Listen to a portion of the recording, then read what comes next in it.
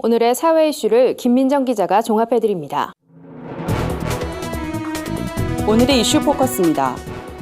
4월 한반도 위기설 들어보셨습니까? 요즘 SNS를 통해 김정은 망명설, 한반도 위기설 등 근거 없는 루머가 급속도로 확산되고 있습니다.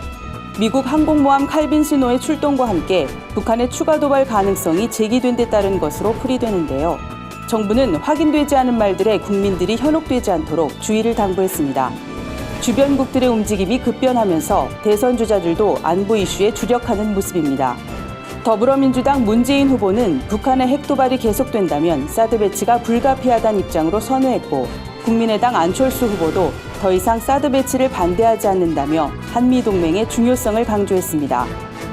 부정청탁 및 금품 등 수수의 금지에 관한 법률, 일명 김영란법이 시행된 지 6개월, 국민권익위원회가 김영란법의 시행 6개월 성적표를 공개했습니다. 지난해 9월 28일 시행 이후 지난달 10일까지 2만 4천여 개 공공기관을 대상으로 조사한 결과 총 2,311건의 위반 사실이 적발됐습니다. 유형별로 살펴보면 금품 등 수수가 412건으로 가장 많았고, 부정청탁 135건, 외부 강의 및 상한액 초과 사례금 수수 등 기타가 1,764건이었습니다. 계란 가격이 오름세를 유지하면서 부활절을 준비하는 교회들의 풍경도 올해는 조금 다른 모습입니다. 계란 대신 떡이나 꽃이, 작은 화분 등을 나눠주겠다는 교회와 성당들이 늘고 있다는 소식인데요. 명동성당은 계란 대량 소비로 인한 문제와 환경 오염 등을 고려해 떡을 준비했다고 밝혔습니다.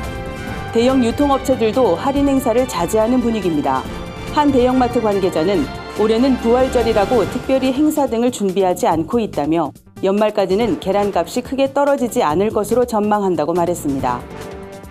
최근 음주 문화가 달라지면서 문을 닫는 술집들이 늘고 있는 것으로 조사됐습니다. 국세청에 따르면 전국 일반 주점의 수가 1년 만에 3,600개 감소했습니다. 하루 평균 10곳가량이 문을 닫은 셈입니다. 2015년 12월까지만 해도 6만 명을 넘었던 사업자 수는 매달 줄어들어 1년 만에 5만 명대 중반까지 떨어졌습니다. 매출액도 7년 전인 2010년에 비해 30% 가까이 감소한 것으로 나타났습니다.